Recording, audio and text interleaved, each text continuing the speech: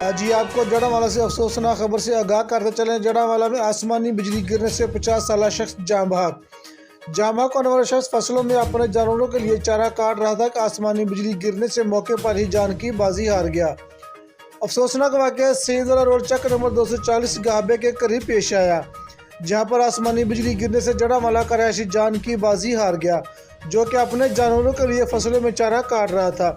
जाँ बहक होने वाले शख्स का नाम औरंगजेब वल्द रंगली बताया जा रहा है, जो कि मोहल्ला अनमराबाद जड़ावाला का रहायशी है।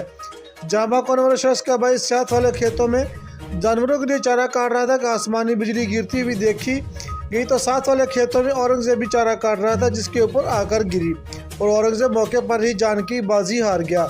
आसमानी बिजली गिरने से 50 साल औरंगजेब के कपड़े भी जल गए। कैमरामैन टीम के साथ मियां आबिद हुसैन, फास्ट 92 न्यूज़ जड़ावाला।